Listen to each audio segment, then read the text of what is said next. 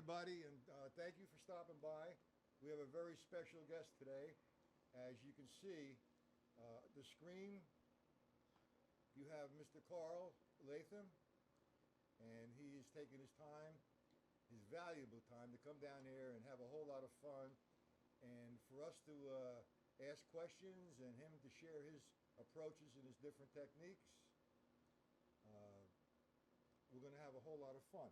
First, let me talk a little bit before he starts. First off, he's goes on the road a lot to Europe, and he plays locally. He's playing with Mark Egan and Don Barden, and he's also available for clinics, master classes, Skype drum lessons. So if anybody wants to contact Karl, they could get in touch with Karl on his website, which is, and I'll put it in the chat, www.karllatham.com. And I'll give you the address in a second. So like I said to everybody, we're going to have some door prizes today. And I've given, I believe it was Zim, number 1. And I got to give Mike and Doug a number, okay? So we're going to begin as soon as Karl decides he's ready. Fit and able. You ready, Karl? Yeah, I'm fit and fit. All right, let's begin. Let's give a nice, happy, warm welcome. No smiling. Okay, here you go, Karl. It's all yours. All right, hey, hello everybody. I'm a drummer, as you can see. I play a lot of different styles of music. I've had a pretty broad career, playing everything from funk to straight ahead jazz to Afro-Cuban, Brazilian. I play a lot, often in Europe, playing very modern, almost avant-garde music. And I play with a lot of famous guys, Bernie Worrell, Johnny Winter, Don Braden, just a lot of different people. What I want to talk about today are different approaches I have for developing my own sets of exercises for when I need to prepare for specific gigs. You don't have me? Oh no. Turn the number, the main volume. What's up? Yeah, go all the way. You guys got me? How's that? Are we in? Technical difficulties.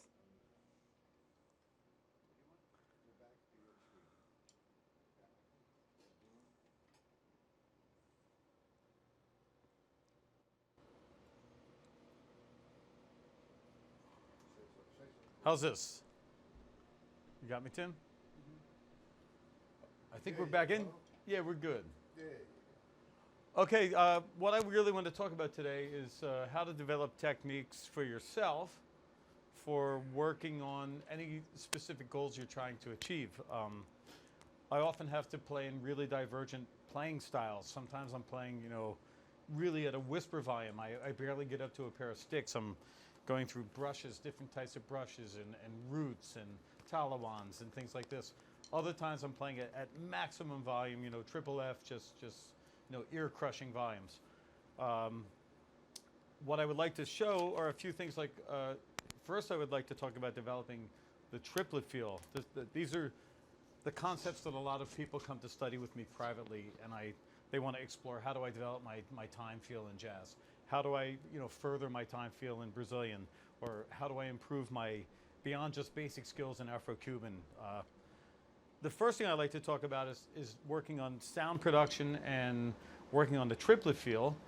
And an exercise I was shown many years ago by Freddie Waits, which I found really informative, was just really working on something so basic as playing triplets and really concentrating on your sound production. We took a page out of Ted Reed's Syncopation, which has triplets with accents. We play them hand to hand, just single strokes, and we've inverted and put the hi-hat part where the bass drum part goes. The whole exercise would be played at pianissimo. So I really would be working on trying to maintain a very consistent sound at a very low volume, such as this.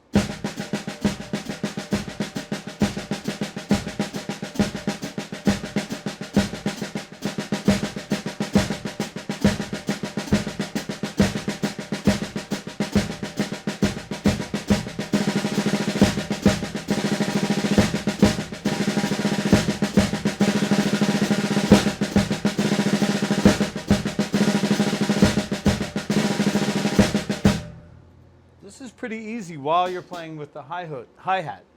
Once we start moving the accent off the quarter note, it becomes a little more challenging. Such as number 12 on this page, where we're just playing the first and third notes of the triplets.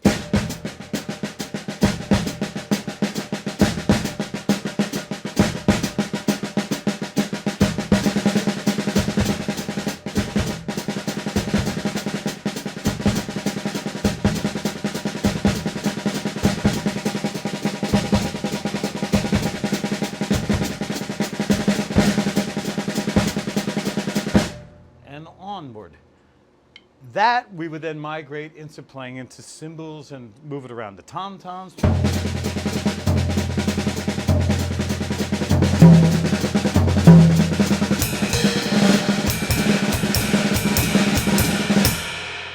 They're really basic exercises, but you can really concentrate on your sound production.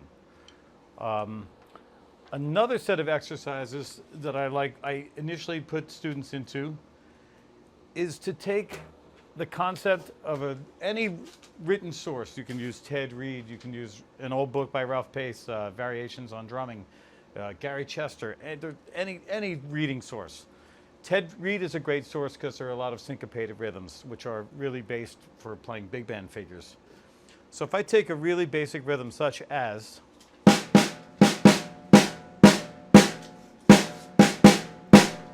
oh, sorry, on the wrong page.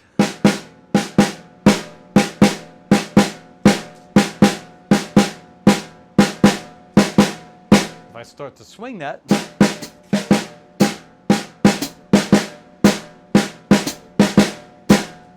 I'm starting to feel the triplet feel. If I play alternating triplets, I can bring that same rhythm out within the triplets.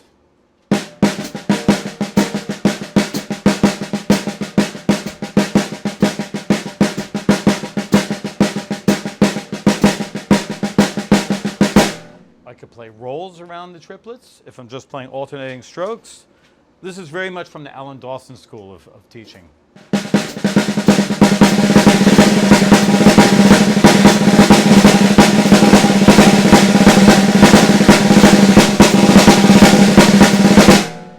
Which these are cool on snare drum alone.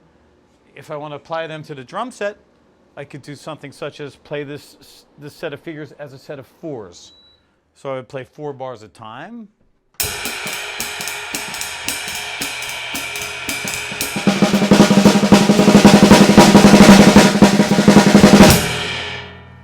Which is a really straight way to look at that. I could also take the longer notes, such as the quarter notes, anything longer than an eighth note, and I could consider them as a long note, which I would play as a bass drum note with a cymbal. These kind of sound like big band setups.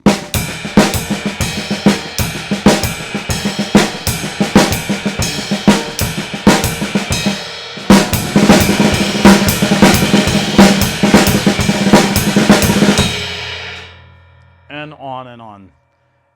You can use anything from any reading source. Ted Reed is a great source, syncopation. There are preliminary exercises where you're developing different rhythms.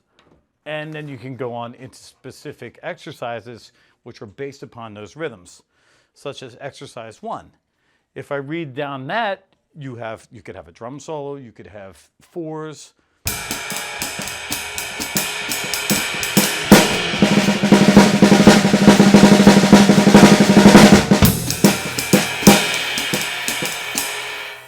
And so on. So I think these are some kind of cool things you can work on to develop your triplet feel. Another thing I would like to talk about in playing jazz, I play with a number of different artists. I have the great opportunity to work with John Lee, he's for 20 years now, he's the director of the Dizzy Gillespie Big Band. He worked with Dizzy for many years, and when we first met, I was a fusion drummer. I was playing a huge drum set with triggers everywhere and, big bass drum and, basically just running tom-toms up and down, playing 30-second notes as fast as I could. And John, was working with a great saxophonist, Sonny Rollins, and he said, I have this good young drummer, man, but he can't swing. What should he do?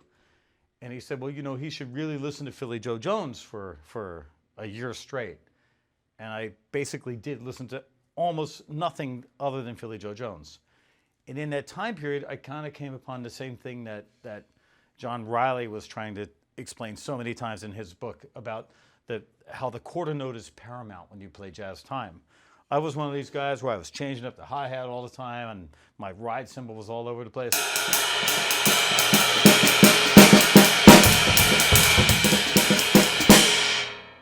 Yeah, this is fine if I had some sort of foundation. At the time, I had no foundation. I really needed to learn how to just play quarter notes here.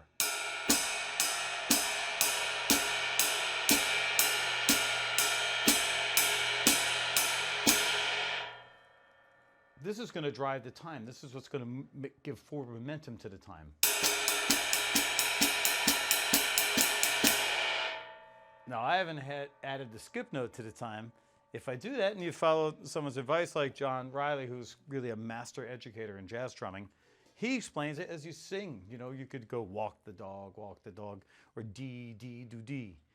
By singing those type of things, it brings out the quarter note pulse in your ride cymbal. If I'm going, walk the dog, walk the dog, walk the dog, walk the dog, walk the dog. Do, do, do, do, do, do, do, do, do.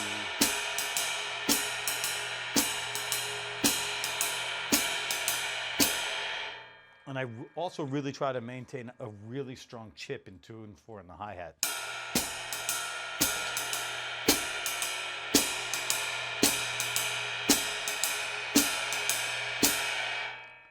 Now, to work on that and to work on your coordination and to develop the ability to have conversations with other people in the band and in the rhythm section, what you can start doing are really basic coordination exercises with it. But no matter what I do, it doesn't alter the shape and sound of my ride cymbal. So if you take exercises such as this, where he puts upbeats, then you play a shuffle rhythm, no matter what, nothing is going to change the sound of my ride.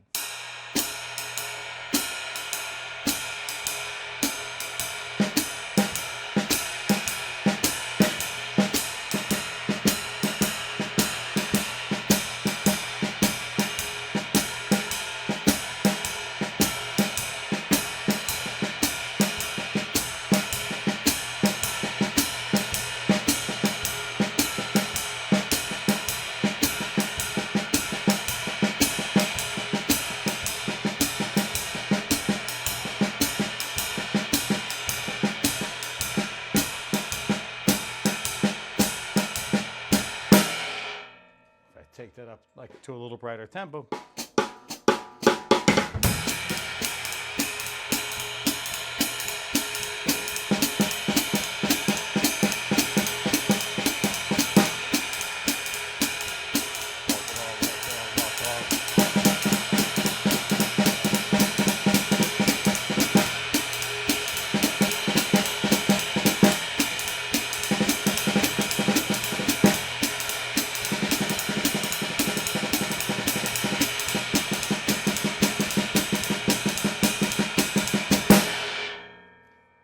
Hopefully, while I played those exercises, there was a really consistent quarter note pulse in the ride cymbal.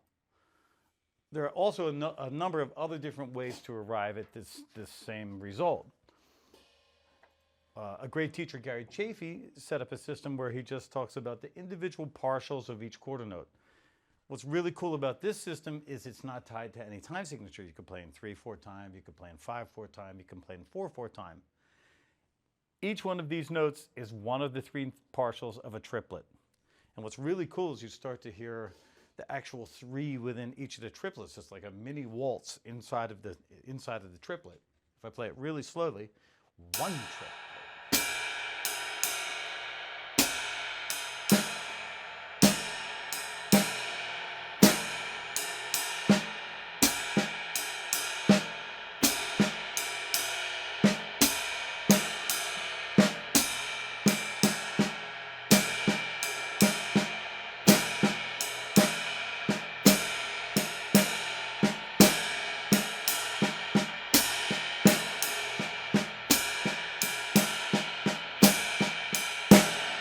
Pick it up a little.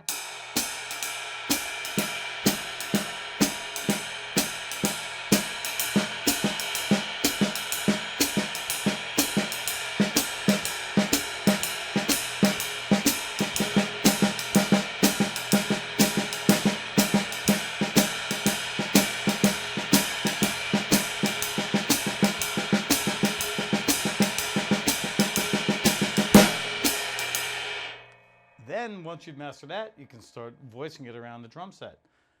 This could lead directly to bass drum.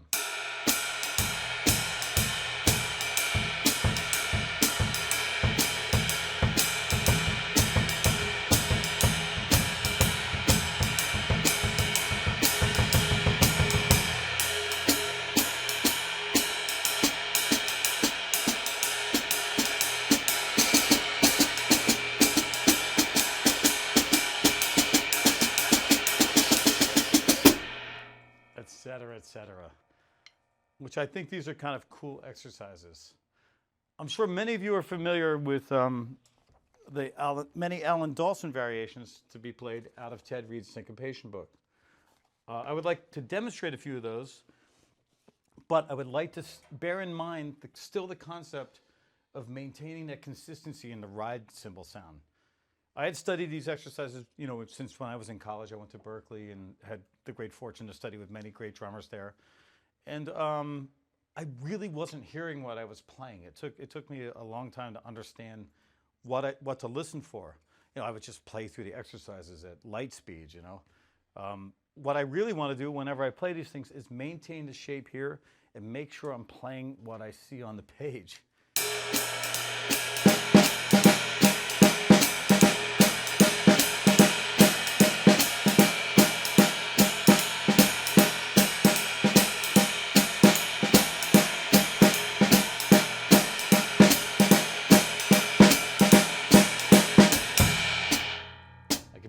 Move that over, migrated to the bass drum.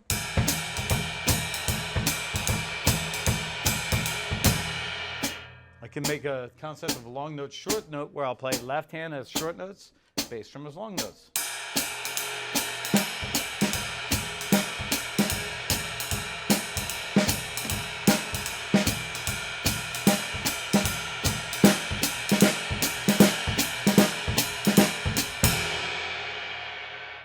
Hope, guys, that as I'm playing those rhythms, nothing is altering the shape of my ride cymbal sound. That's really what I'm concentrating on. All these other things are just so I can make some conversations and punctuations and really lay out the form for guys, or make a conversation with another person in the rhythm section or the soloist I'm playing accompanying.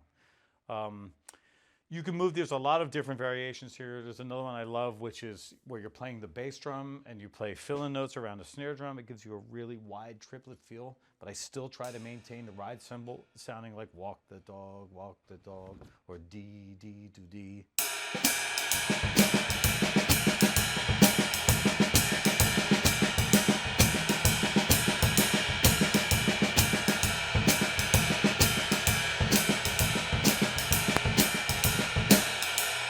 Move that to the hi-hat.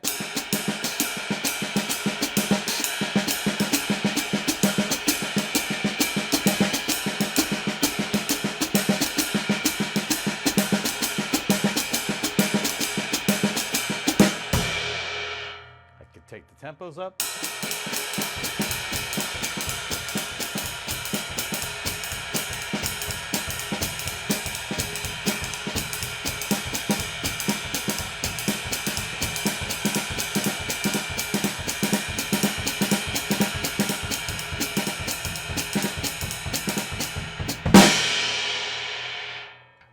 I think these things are really cool for developing your triplet feel.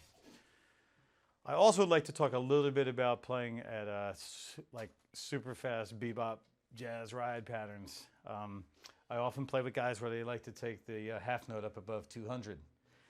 When I'm going from playing funk gigs and all the other stuff I do, it's not so easy right away to play quietly like piano or pianissimo at a 200 half note. So I really have to work up to it. What I often will do is do a very simple version of the push-pull method. And let's say for now I'm going to invert the hi-hat and I'm going to play on the downside. I'm going to play on the 1 and the 3.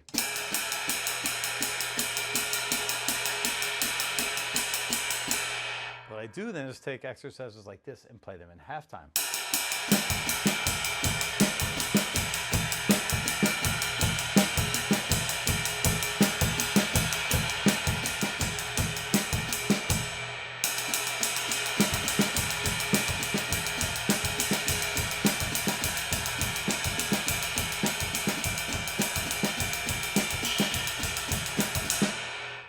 I start moving them up into playing them in fast 4/4 time, I'm actually getting somewhere.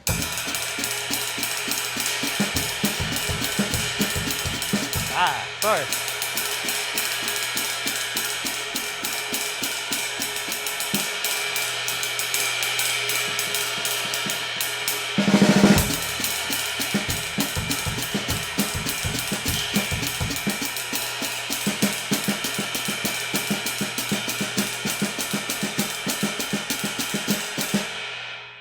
Et cetera. I'm not quite warmed up to 200. Sometimes I'll also do a variation of inverted paradiddles, which I play at a really low volume, which will give me the ability to maintain that low volume concept at a really fast pace. I'm sure you're familiar with an inverted paradiddle. If I go right, left, right, left, right, left, right, left, right, left, I see that as an inside paradiddle. So if I play it just as a funk beat.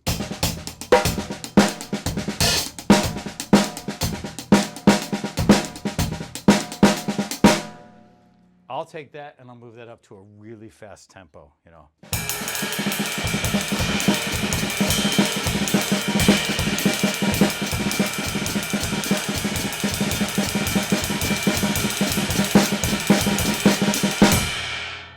And believe me, after I do 8 or 10 pages of that at, you know, half note equals 200 or half note equals 210, I'm pretty much prepared to go out and play a gig at a low volume at a fast tempo. Do we have any questions coming in on this stuff yet? Not yet? Okay. Another thing I like to talk about is I take things such as Charles Wilcoxon's book, and I'll apply them at a super low volume also. This is really a wonderful book. It's Modern Rudimental Swing Solos. And I'll take these all the way down as low as I can play it. I'll play them with brushes as also. Just anything that will help me maintain a low volume sound concept and have accuracy in my playing. What is this one?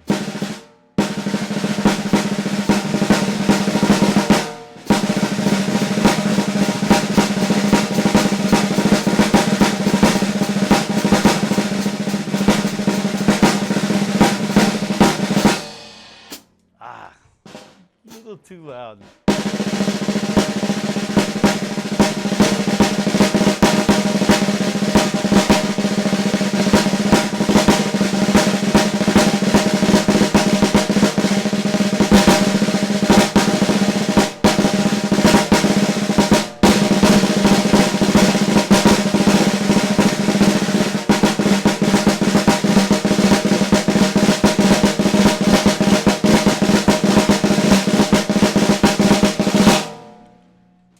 Or take exactly the same page and play it with brushes.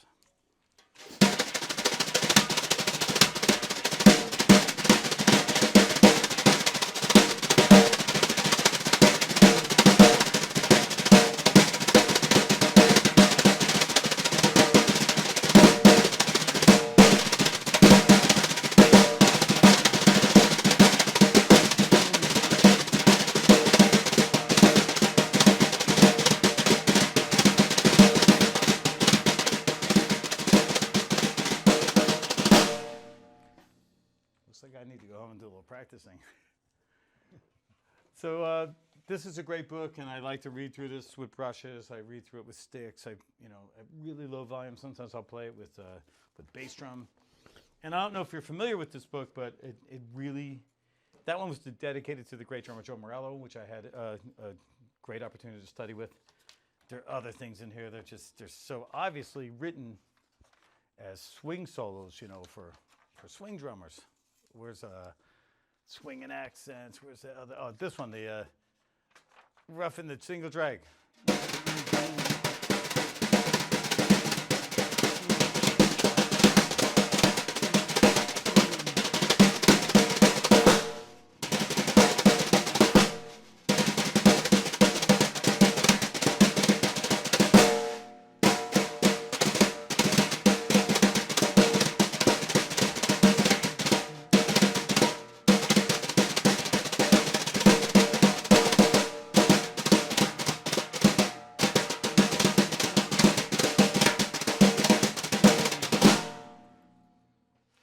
just some thoughts. Nothing coming from the field yet? Ronnie's going to get punched in the nose. Oh, jeez. Okay. But I have a few questions. Maybe we could stimulate this thing. Learning how to read. First off, you have to learn how to read and learn your rudiments. And, there's some levels here that are very, beginners, intermediate, and advanced. And by the way, you sound really nice, Karl. So everybody applaud, please. Okay. Anyway, before we answer the questions, just take a little intermission here. Okay. We decided we're going to have a little raffle and door prizes, and I've entered my email for you guys to contact me, the winners. I think everybody's going to be a winner today. Okay? So you have my email. Just email me your address, and we'll get out what we have to get out. But Karl, reading. Man, that was boring, wasn't it, when you first started? Oh, man. The Haskell book. Exactly. The Buddy Rich book, the Syncopation book. You said, well, this is supposed to be a great book, right? Yeah. Now, before you could take it to these different levels, you had to understand the foundation of reading it. Like, you're playing it straight up and down, or you're playing it swung, or you're playing it in a cut time. Explain to these guys your attitude towards that when you were practicing, as opposed to, what do I need this for when I want to be a rock drummer? What do I need this for if I'm going to be a jazz drummer? Oh, yeah, you needed to. I mean, I know so many I do know great drummers that don't know how to read at all. But man, they have ears. They have like elephant ears. You play it once and they play it directly back to you. What I see about reading for me is that it completes the cycle. And like anything, like I'll take a book and I'll put it to a student's ear and I'll say, what does this sound like? It doesn't sound like anything.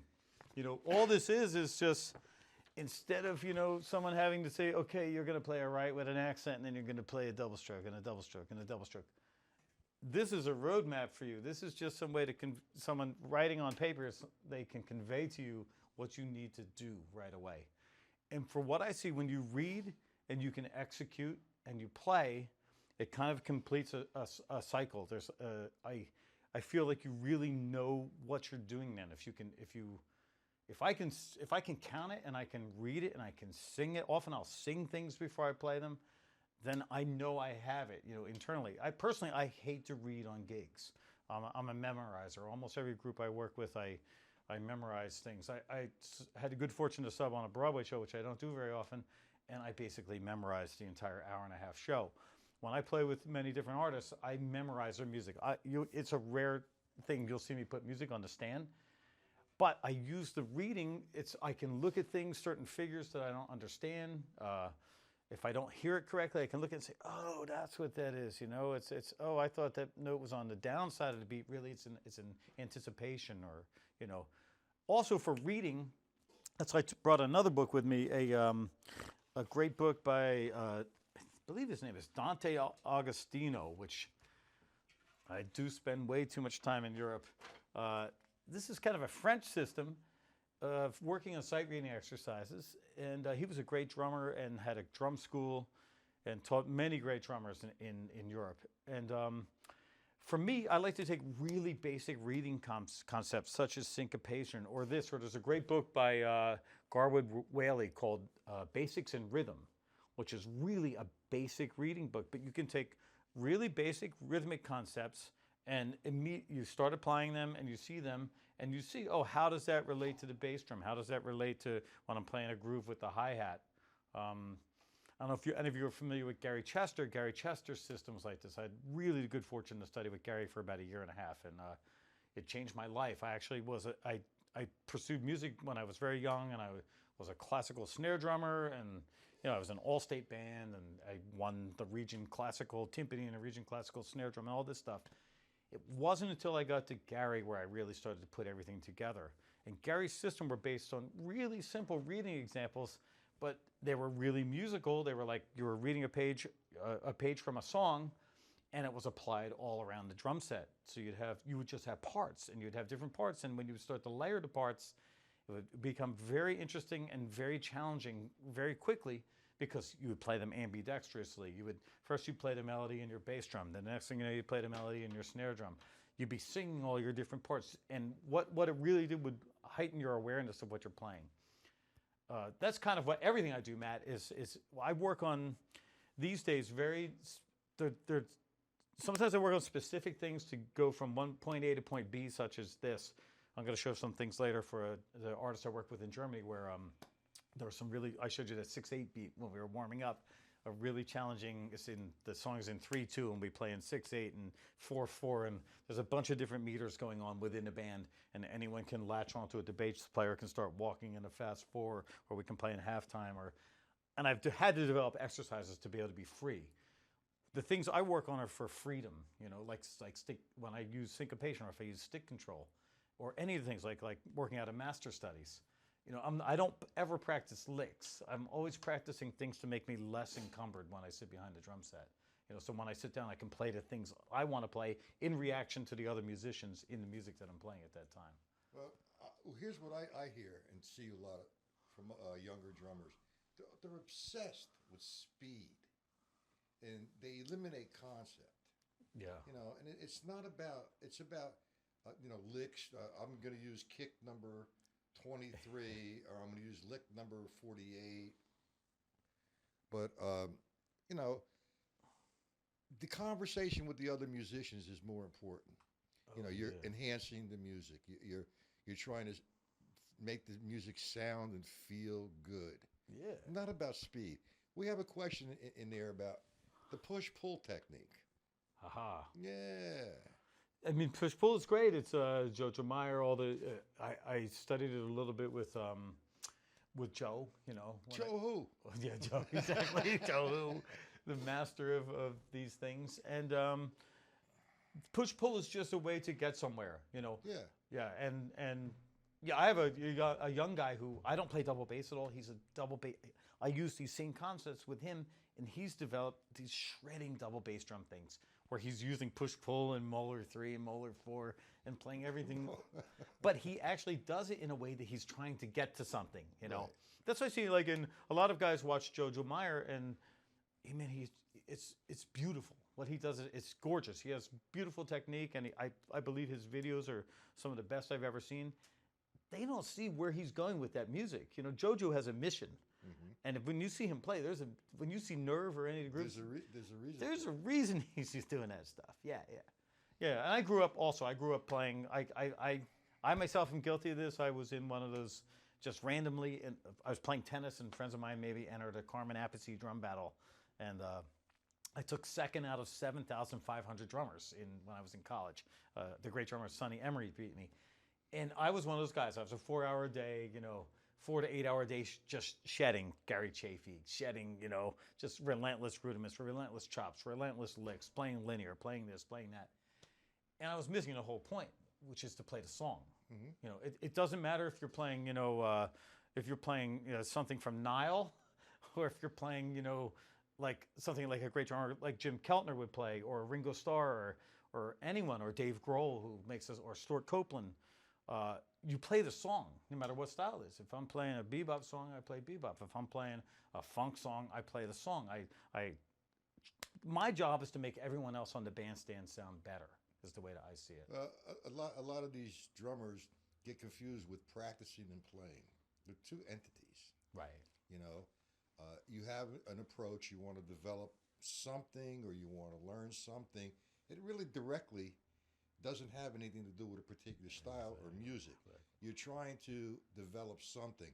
Now, what you do with what you learn is a tool. And when you play with the band and you're playing the music, you have a choice what to use. That you have an additional tool to use. Sure. You're being creative. And as a teacher, you're stimulating your students' passion or creativity. You're not making them shallow. You're kind of opening up a whole brand new world every time you sit down with them. It's my job. Yeah, that's your job, I think. Yep. Absolutely. But the thing about speed just gets me crazy. how fast can you possibly want to play? Oh, I only play these fast things when I'm not- I'm when not guys are speaking- calling me.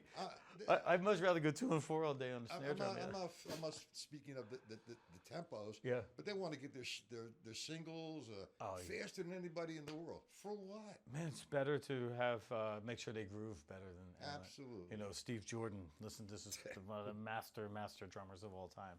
You know, or Steve Gadd, who just could do anything. You know. Now, you know, there's a conceptual question coming here. How do you count when you're doing fours? Well, isn't that easy? I mean, you know, they don't know the run of fours okay. with 12 bars or 32 bars, or the exchange of with the band four measure drum solo, 4 measure band, 4 measure drum solo. Okay. How do you count? Yeah. This is a great question because I never count. I know the song that I'm playing. Yeah, but you've been playing so long, you feel the fours. Yeah, when I'm playing fours, I know the melody of the song. Mm-hmm. You know, I know exactly where I am in form all the time, and to develop those concepts, just like I just said, I'll play 4 bars and play a 4. When I do anything, if I do anything from master studies, man, I do in multiples of 4. I do 4, I do 8. You know, I do 16, I do 32, I do those type of things. I'm constantly reinforcing the concept of 4-bar phrases, you know. Well, here is actually the question. The question is, you know the tune, you're going, that's a conceptual thing. You're playing melodically. Your whole thing is you're humming the tune over and over and over again. Yep. That's the ultimate of playing. Yep. I mean, that's you playing that tune. But you take somebody who wants to understand how to count 4 measures. Well, isn't that simple? 1, 2, 3, 4, 2, 3, 4, 3, 2, 3, 4, 4, 2, 3, 4. Now that's fine. That's increments of 4. Most American music is in increments of 4. That's what we're talking about, or exactly. 8 or 12 Western, or yes, 16. exactly. Okay, Carl, I'm sorry, but I had to get in that one. Yeah, that's exactly the way. You can develop that by playing 4s. You can take anything from any source that you're working on. What I would often do, I have my students play things like this, where they play them as 4s. They play 4 bars at a time, and then they play this as a 4 in different variations. You know, you can take something simple, like if we go back to this book. I don't know how many people know this, but if you look at these sets of exercises, this, you know, da da da da da. That's the syncopation set 2. If you go back to the back set of triplets as accents, all of those phrases are laid out for you right here as accents. Number 37 is exactly that phrase.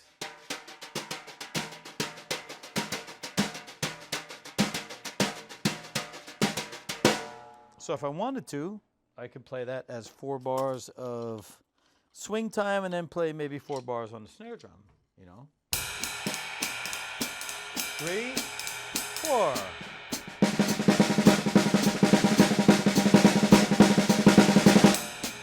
Now I'm going to voice it onto the tom-toms. It's a variation.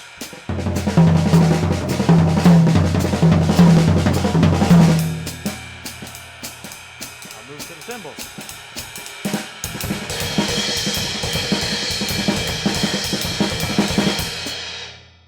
Already I have 3 different ways to play exactly that same phrase and develop my concept of listening to 4s.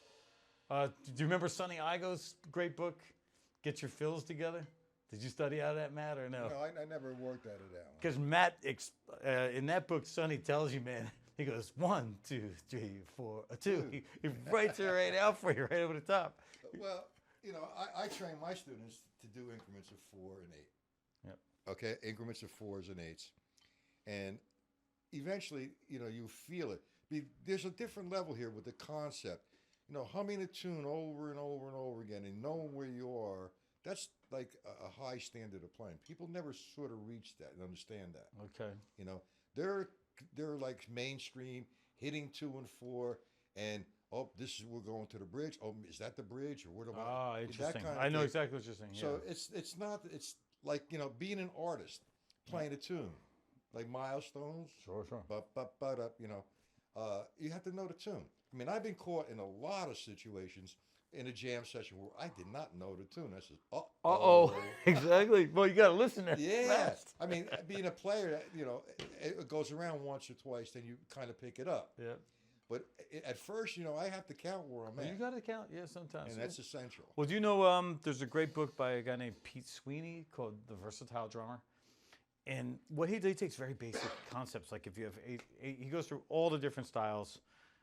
What I do with my students, there's just basic eighth note rock beats. And what I have them do right away is, or Tommy Igoe's book is beautiful for this, Groove Essentials. Yeah. Where he teaches you, man, you mark the fours. So let's say there's some really basic permutations of rock beats. If I'm playing.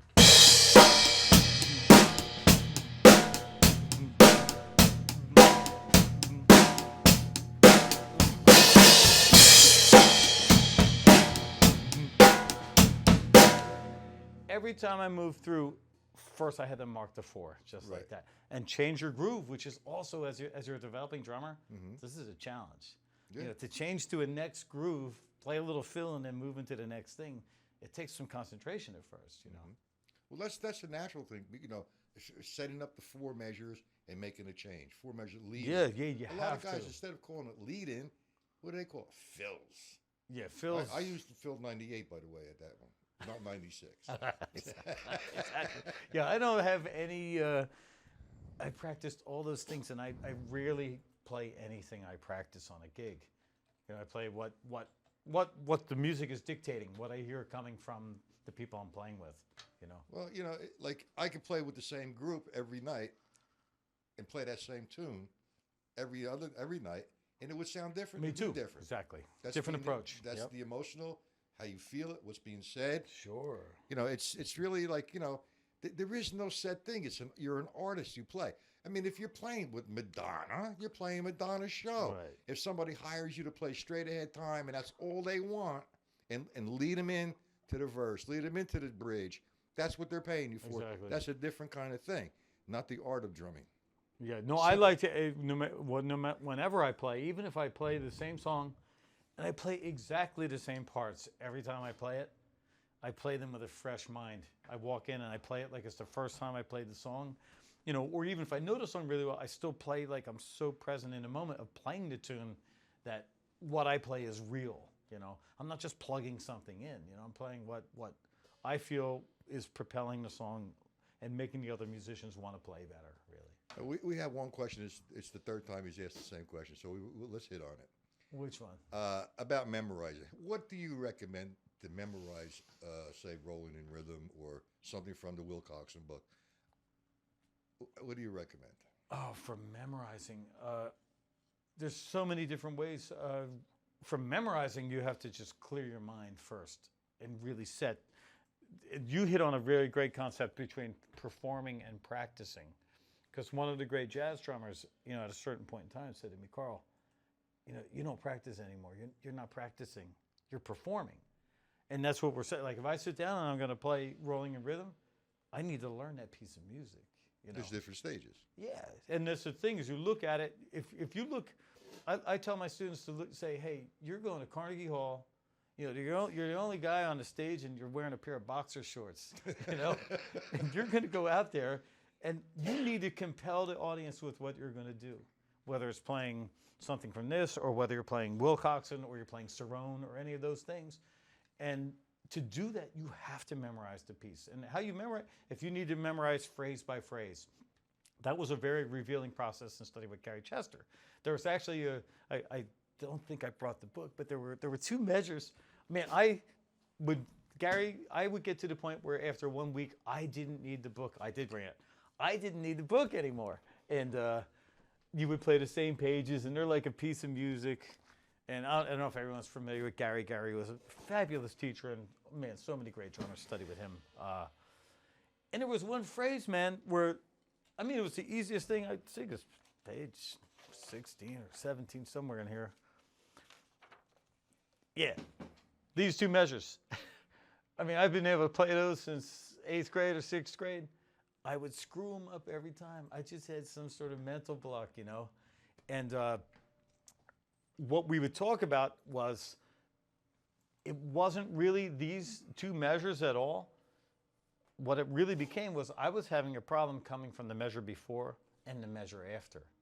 And that can happen sometimes. You know, you really have something clear here, and then just to transition in your mind from one thing to the next. So you can work on one phrase, you can work on one measure, you can work on 2 bars, you can work on 4 bars. I often like to have my students go through and play the page the best they can. And then if they see a spot where there's something to work on, then we just cycle that, man. It's just like you're in GarageBand, or you put a loop on and you just loop that thing over and over and over again, so that's internal, so that what you see and what you play and what you hear are all exactly the same thing. Well, everybody has a different approach to memorizing. And anyway, we have a couple more people here. That's nice. Mr. Alan Herman is here. Oh, great. All right. And Alan, we were talking about Billy Martin before, and Karl loves Billy Martin. Anyway, and Horace, welcome. Horace, I have to give you a number for the drawing, but you can. I apologize for interfering. Oh, no. So are there more questions coming out, or? No, just hello from Yes. Alan. Yes. There is one question. Ghost notes with accents. Could that Yeah, be overplaying on a groove? And how do you approach that from a personal choice? Ghost notes with accents? Yeah. So we're talking about concepts such as when you pull out notes, this type of stuff. Yeah. Yeah, it's ghost notes with accents. What you really, if you play everything at the same level, if you're playing, you know, if I'm playing like a beat from my good buddy Kim Plainfield has a thing he calls the 6-way beat.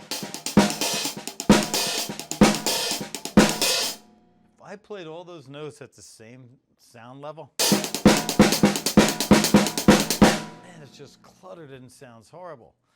The ghost notes really are creating part of your shape.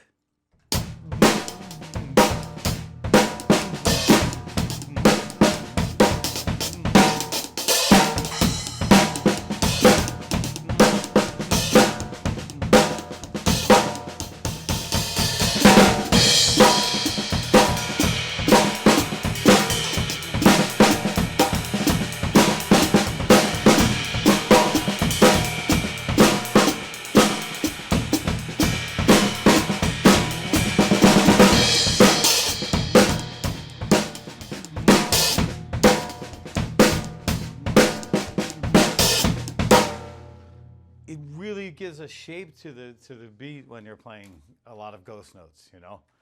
I play the same beat.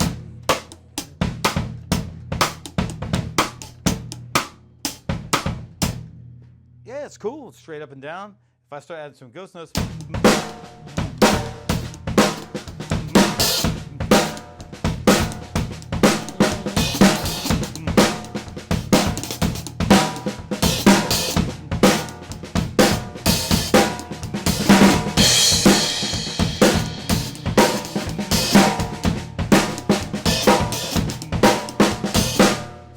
it starts to create a tumble to the beat. You have a roll, and everything is connected, measure to measure. You know, that's the way I feel it.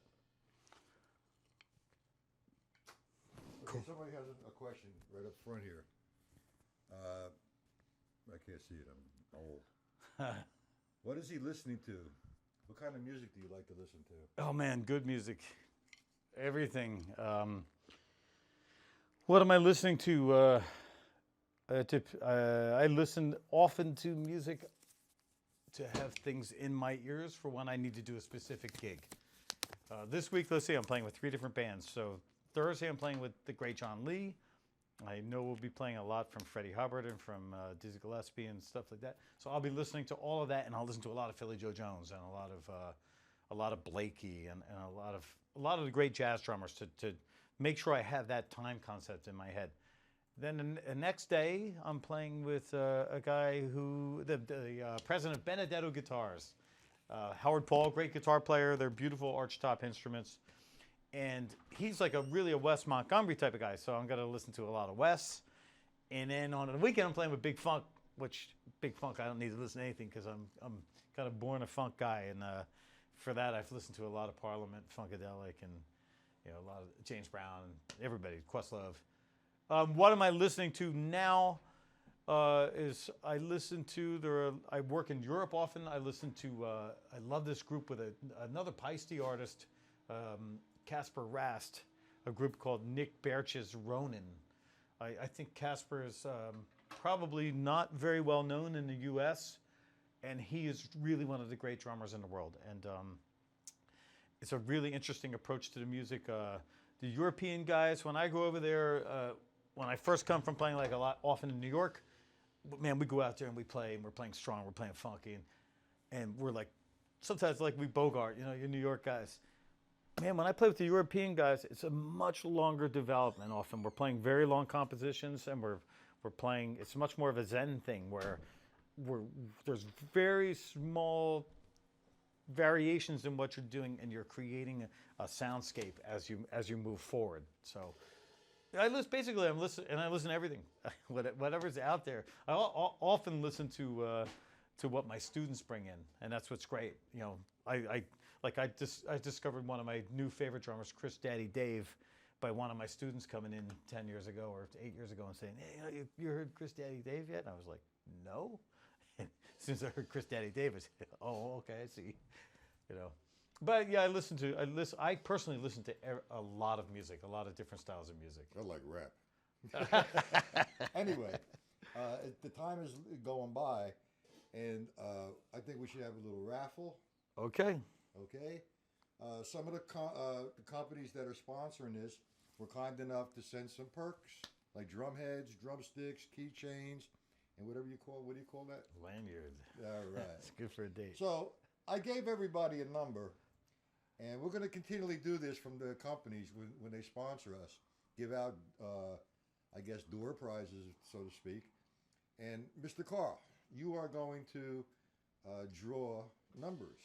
Okay. What we're giving away are drumsticks, drum heads, keychains, maybe a book or two.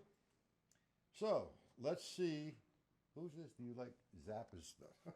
Well, who doesn't? Okay. Of course I like Zappa's stuff. Wait. Go? Yeah, go ahead. What number, Karl? Horace, number 10. Number 10? Who's number 10? It says Horace. Horace, you won. You can go home now. Okay. Horace, you won a 14-inch Evans drum head. You want to show that to them, Karl? Sure. This is Rezo 7. This is a new resonant head. Evans, great drum heads. Love them. Been playing them a long time, since 1989. Check it out. Congratulations, Horace. There you go. You put that on the floor. Okay, again, you keep this over there. We'll draw. Okay, I'll do some drawing. Yeah, I'm running back and forth. Okay. Go ahead, Karl. Go for it. We got number 2. Number 2. Who's number 2? Number 2, Doug. All right, Doug. Again, another drum head.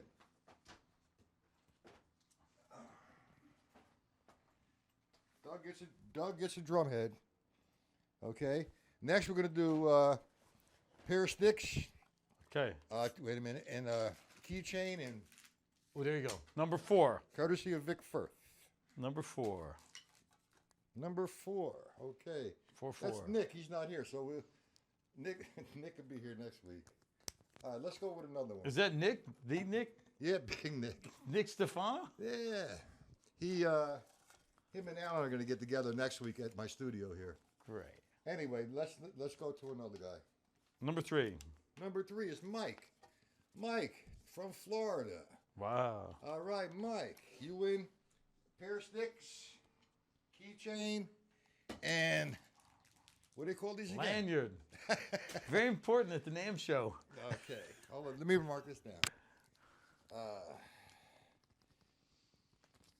Now, everybody should have my email. Okay, so email me your address and I will send out the packages. That was from Evans, Vic Firth. We're going to do one more, and then we're going to close it up. You go ahead, Karl. Pick a number. Number 9. Oh, man. There is no number 9. Then it's number 6. It's a song, I thought. Karl, you've been playing the drums too long.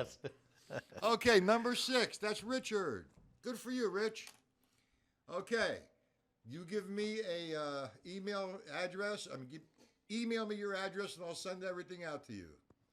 So, guys, I hope that you enjoyed yourself and learned something. And please, for the month of October, we're going to be open Monday, Wednesday, and Friday, 1 p.m. and 8 p.m. Eastern Standard Time. And this is going to be free, okay, just so you can see what we're doing, how we're operating. We're also going to have some more special guests coming up very soon. Like Alan Herman, he's done 2 shows already. He's going to be doing one in November. There's another gentleman called, his name is Tim Herman, no relationship to Alan. And he's going to do a show on tuning. Now, he worked for, what was that, the New Jersey drum, the drum shop in New York, Joe Casada's. Oh, man, the greatest drum shop in the world. Yeah, what's the name of that shop? Modern Drum Shop. He worked for the Modern Drum Shop. He builds drums, and he's actually working on a snare drum right now for Adam Newsbaum. And what he's going to be doing, he's going to come and do a lesson on the construction or how to make your snare drum sound the way you'd like it to sound and all the parameters of that. Now, tell your friends we're doing all this. What did he work for, Tim? I thought it was the Modern Drum Shop. Alan, who did he work for? I'm sorry. My apologies. Ippolito's. Oh, Frank Ippolito. Exactly. Okay. But wasn't he associated with Joe Casada's? He's a good friends with Joe Casada's. Thank you for that, Alan. Now, Alan's going to be doing a show in November. Alan is actually here next week in the studio hosting part of a drum camp, a mini drum camp for Saturday, Sunday, and Monday. And the drum camp is from 10 a.m. to 6 p.m. on those 3 days. Intense hand technique and coordination and concept. So with me saying all this, now we're going to thank again Mr. Karl for his time, his knowledge, and the professional percussion shop, I guess, is where Papa Joe taught. Oh, okay. I'm sorry, Alan. I got to get that straightened out. Anyway, we're going to have Alan Herman and Tim Herman, and right now we're going to have Karl finish up whatever he wants to do, play a solo for 15, 20 minutes so I can go outside and get a cigarette. There you go. Well, thanks for having me. There you go. Yeah. And I thank you, Karl, and you're welcome to come back, and I'm sure we're going to get a lot of requests for that. Thank you. I have a CD that came out a little while ago with Mark Egan and Ryan Carno. I don't know if everyone knows Mark. Mark is one of the greatest bass players, electric bass players of all time. And we have a CD that just was nominated by BMW for the BMW World Jazz Award. We're part of 6 groups that will be performing at the BMW headquarters in 2016. And the CD is called Constellations. It's a really interesting CD. It's an interpretation of all Bjork music. It was a concept I had rolling around for about 7 or 8 years. And in that group, we did a lot of influences from Bitches Brew, Miles Davis, and it kind of touched upon some of the other things I like to explore, which is soundscaping, which is part of kind of my job with a great piano player I work with named Johannes Musinger. And I'll do a lot of things like alter my drum set. That's what we were talking about, maybe with Billy Ward, or, I'll alter the kit, and, sometimes I'll flip my snare drum over and play on the bottom side. I don't recommend playing loudly. I love all of this factory metal type of stuff. I don't know if everyone's familiar with this, but we would set up grooves using soundscapes rather than using just traditional cymbal sounds and traditional drum sounds. You can turn your snare over. Oh, I got a clip. I think I can turn it over. Yeah. Just watch out. Watch your ears out there in drumming land. If I turn this over, then we're into a whole nother sound just by doing that. And we would play all kinds of great, like one of the grooves on this CD is like a gamelan groove.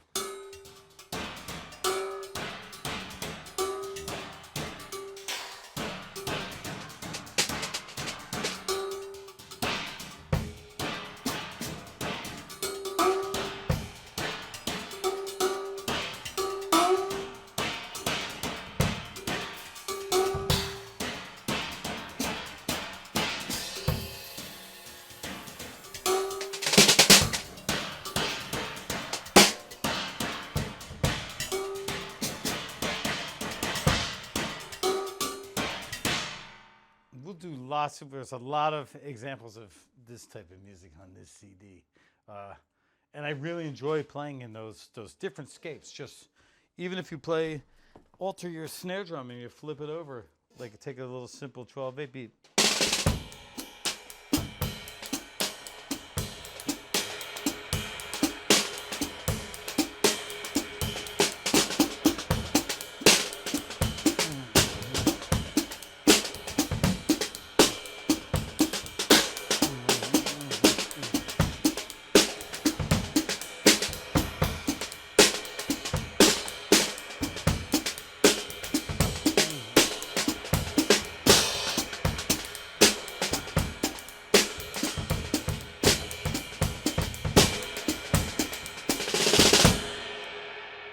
Kind of a cool, very nice sound thing. Yeah. You know, one thing I did forget to do, and I apologize, and that's our switcher guy.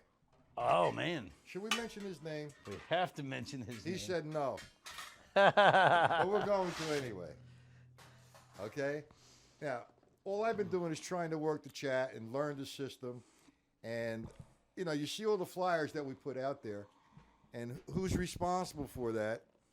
Is our friend, and he's a Peisty rep, and he does all my flyers, and he did a great job today working the switcher, different camera angles, the volume control, showing everybody the books, everybody the CD covers. Now, are you finished, Karl, or would you like... we're pretty much good. I mean, some of those CDs, I see you have a Mosinger CD up. And Johannes Mosinger is a great keyboard player from Freiburg, Germany. I've been touring with him for a number of years. The December Suite CD is really cool. It's a totally free CD. We went into the recording studio for 2 days and created, I think, 47 pieces of music. And they're all short little 2 to 5 minute free pieces. And there's some really cool soundscapes on that one. Unit 1 with Mark Egan. That CD was in Jazz Times as one of the top 50 CDs of 2013. We got some great reviews. There's a reviewer in Brazil, man, that put me as number 8 or number 7 jazz drummer in the world on that CD. Thank you, Ronaldo. Andy Snitzer's new CD's coming out. I go all over the place. Andy is one of my favorite musicians, fabulous guy, super genius. He was with the Rolling Stones for a long time. He's been Paul Simon's saxophonist for a long time. And on that great new CD of Andy's American Beauty, I'm on 2 or 3 tracks with a beautiful bass player named Tim LaFave. There's a bunch of new stuff coming out. There's a new Karl Latham CD coming out soon. Don Braden and I are going back in the studio to do another big funk CD. And there's just a lot of cool stuff kind of coming up on the horizon in the next few months. On the drums, I want to talk about these drums for a second. Is that okay? These are my new babies. Yamaha Hybrid Maples. Beautiful drums, center ply of Wenge, plies of maple. The hardness of the Wenge. They describe it as kind of a pre-EQ'd sound, and it is exactly that. When I go on the gigs with these drums, the sound men say, "Oh, you're cool. Like there's no gels, there's no tape, there's no nothing. It doesn't matter how I tune them. If I want to tune them as a jazz drum, if I want to tune them as a funk drum, or if I have a bigger kick drum and bigger tom-toms. No matter how I tune them, it's kind of like the drum makers have EQ'd out those tones that sometimes you have to take out with tape or with tissue or with a gel or something. They just sound great in every application I played them in so far. And of course, Peisty cymbals. I'm a bit of a cymbal fanatic. Here I brought my Masters out, a Dark 22. I brought out some Masters hi-hats, some Masters crash, Modern Essentials, Vinnie Colaiuta stuff. 602, the classic 602 sound, which was reissued.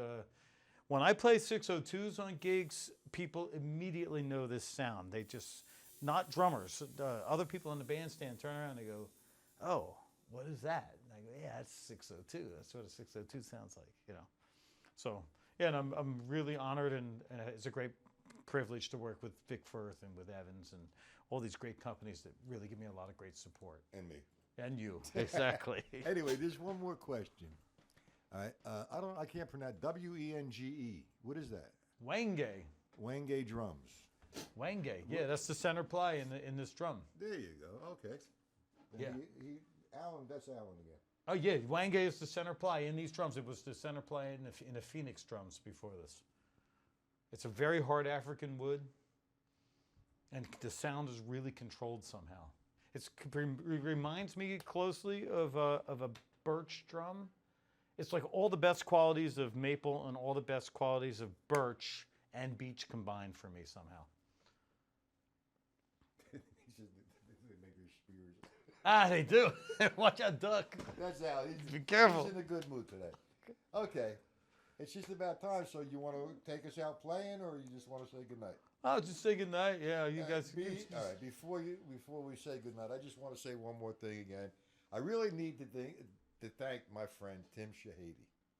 He really does a whole lot of work for me. Gives me a hard time. Keeps me on the ball. Always high. He's the only guy that can holler at me. And then my friend Karl and all the great drummers that I've met and all the new drummers that are coming to the site. It's like one big happy family. So guys, thank you for visiting. And please tell your friends about the whole month of October. So with that being said, we are going to close it down. And we're going to close it down a little bit while Karl plays, but he's playing. We're going to close it down as he plays. Go ahead, Karl. All righty then.